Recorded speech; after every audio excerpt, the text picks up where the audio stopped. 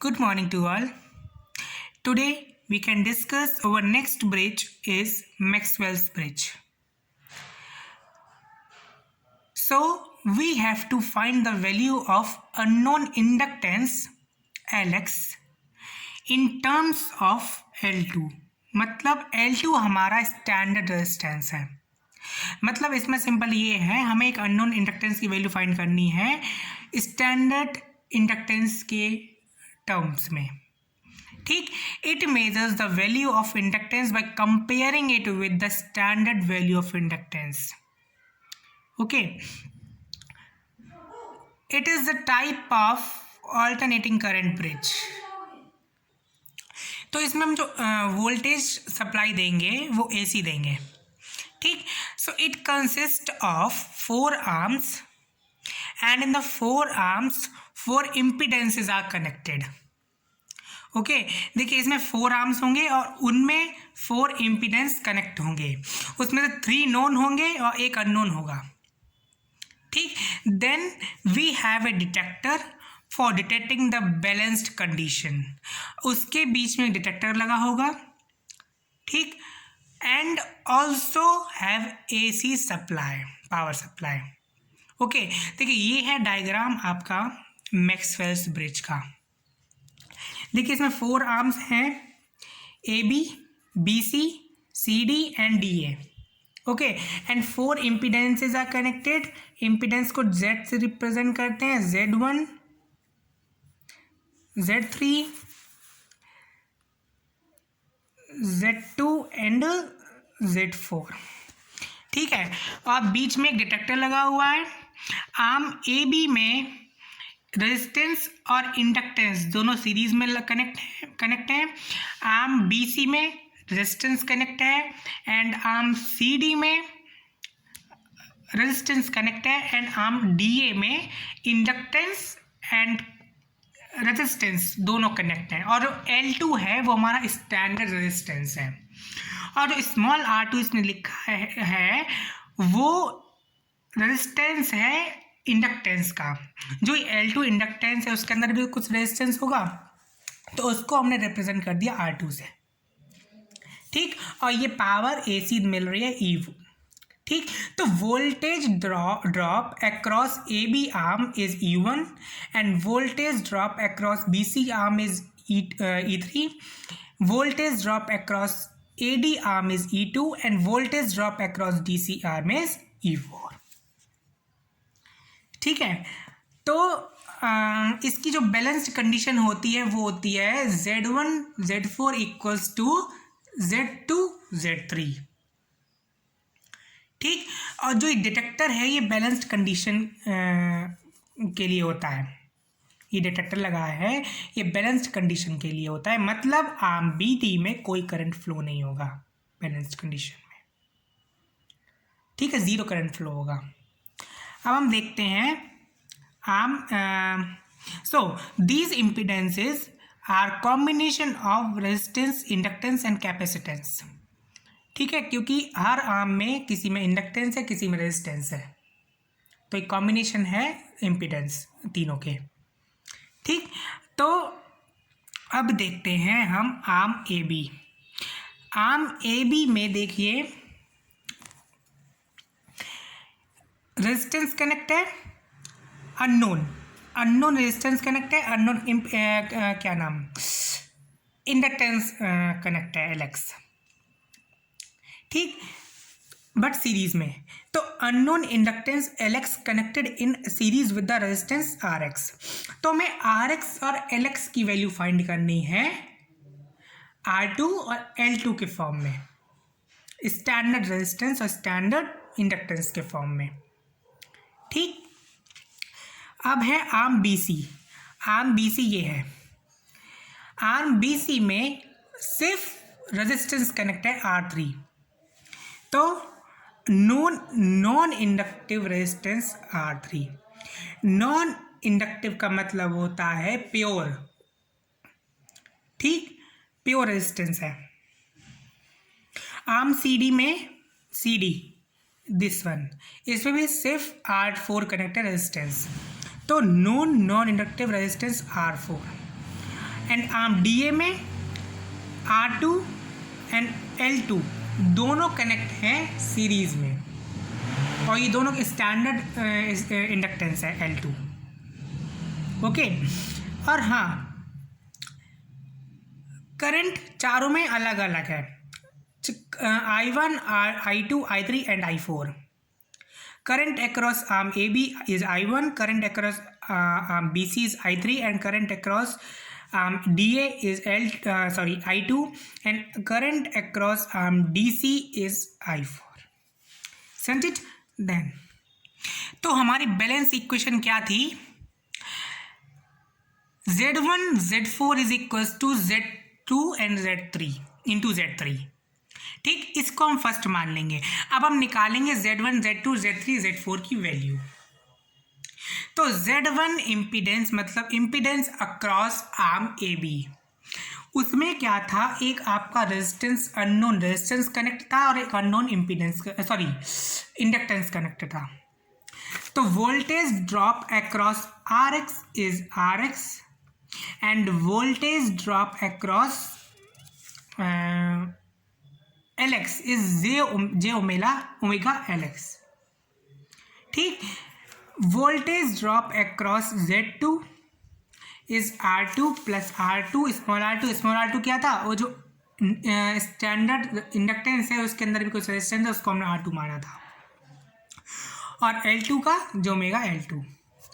Z3 is equal to R3 एंड Z4 equal to R4, क्योंकि इसमें सिर्फ रेजिस्टेंस ही कनेक्ट था। ठीक, अब इन वैल्यूज़ को हम इसमें पुट कर देंगे। अब देखिए, Z1 मतलब RX into plus J omega LX into R4 is equal to R2 plus J omega L2 into R3। अब हम क्या करेंगे, इसका अंडर मल्टीप्लाई करेंगे दोनों का, R4 का इसमें, R3 का इसमें, मल्टीप्लाई किया। नेक्स्ट स्टेप, हाँ अब देखिए ये वाला जो टर्म है वो रियल टर्म है, क्योंकि इसमें J ओमेगा नहीं आ रहा है, ये है हमारा इमेजिनरी टर्म, और ये भी हमारा रियल टर्म है, ये इमेजिनरी टर्म है। अब हम क्या करेंगे, रियल टर्म को अलग सेपरेट करेंगे, इमेजिनरी उसको अलग सेपरेट करेंगे। तो रियल टर्म को किया, इसमें इधर साइड से क्या है, R4 equals to R2 plus R2 into R3। ठीक, हमें इसमें RX की वैल्यू फाइंड करनी थी, तो RX is equals to R2 plus small r2 into R3 upon R4। ठीक, तो इससे हमें पता चल गई RX की वैल्यू। अब निकालेंगे LX की वैल्यू। तो ये है हमारे इमेजिनरी टर्म्स, तो J ओमेगा से J ओमेगा कैंसिल हो जाएगा। अब बच्चे का LX की वैल्यू फाइंड करेंगे तो क्या निकलेगी, L2 into R3 upon R4। ठीक, तो मैं RX की वैल्यू फाइंड कर ली और LX की फाइंड कर ली। हमें यही तो निकालना था, इसमें LX की value in terms of L2 standard resistance के फॉर्म में मिल गई, RX की वैल्यू R2 के फॉर्म में। ठीक है, अब हम देखेंगे phasor diagram of Maxwell's bridge.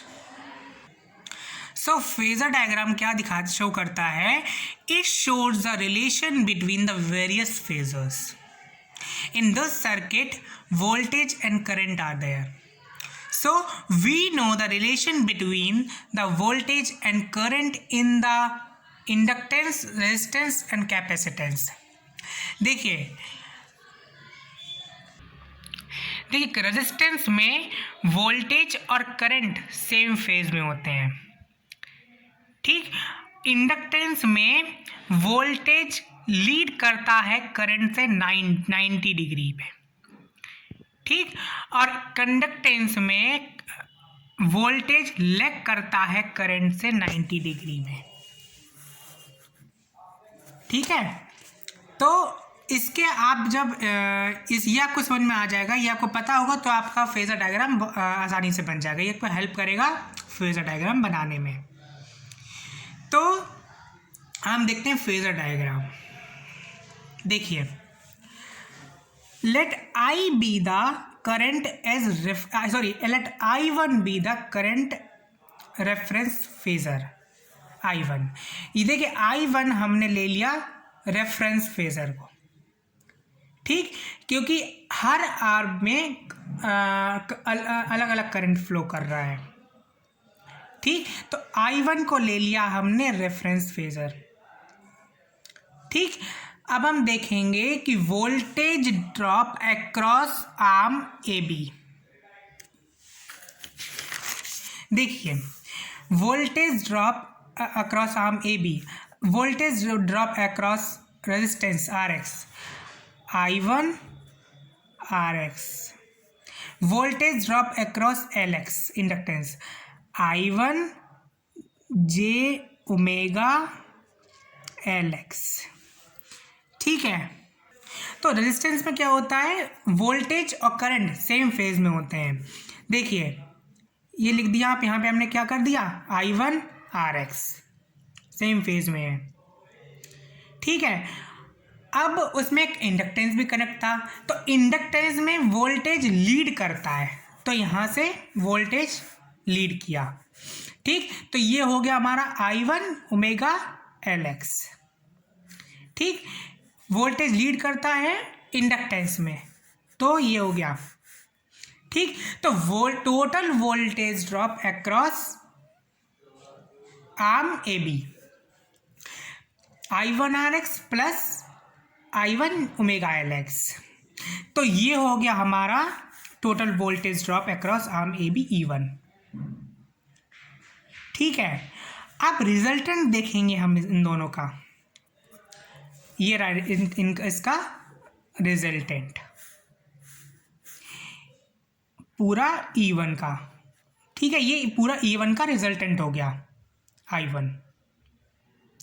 ठीक है, so at balanced condition I1 is equals to I2 and at balanced condition I1 is equals to I2 and E3 is equals to E4। देखिए at balance condition E1 is equals to E2 and E3 is equals to E4। ठीक, अब E2 देखिए arm AD में resistance है, inductance है, तो voltage drop across R2 is I2 R2 and voltage drop across L2 is I2 omega L2। Small r2 है तो इसका क्या हो जाएगा, I2 R2। तो total voltage drop across DA is I2 R2 plus I2 small r2 plus I2 omega L2। ठीक है, देखिए जब वो दोनों इक्वल होंगे, देखिए तो इक्वल है तो I1 RX equals to I2 R2 plus R2, क्योंकि ये रेजिस्टिव पार्ट है। ठीक, अब इंडक्टिव पार्ट में देखिए यहाँ हमने कर दिया I2 ओमेगा L2 दो, क्योंकि दोनों इक्वल हैं। ठीक, तो जब बैलेंस कंडीशन में I2 और E2 बराबर होंगे तो फिर तो रिजल्टेंट भी बराबर होगा दोनों का, तो E1 is equals to E2। ठीक है, अब हमारा हाफ पार्ट कंप्लीट हो गया, अब बचा इतना। अब हम देखते हैं E3 में। E3 में सिर्फ रेजिस्टेंस कनेक्ट है सिर्फ, तो voltage drop across R3 is I3 R3। ठीक है, so when this bridge is balanced then there is no current in detector, so I1 is equals to I3 and I2 is equals to I4। ठीक है, तो जब I1 I3 बराबर हैं, जो देखो फेज सेम है, सेम फेज में है करंट। ठीक है, तो यहाँ पे हमने क्या किया, पहले बनाया हमने I4 का। ठीक है, I4 सेम फेज में है तो I4 R4, E3 और बराबर होंगे E4, तो I4 R4 equals to I3 R3, मतलब E4 is equals to E3। ठीक, इसको हमने थोड़ा एक्सटेंड कर दिया तो ये हमारा I2 सेम फेज है। और अब I2 I4 के बराबर है तो ये हमने यहाँ लिख दिया, I1 I3 के बराबर है बैलेंस्ड कंडीशन में। ठीक है, तो जब अब ये हमारा फेजर हो गया, ठीक है, हमने क्या किया कि जब ये करंट सारे सेम फेज में हैं तो हमने इसको एक्सटेंड कर दिया आगे।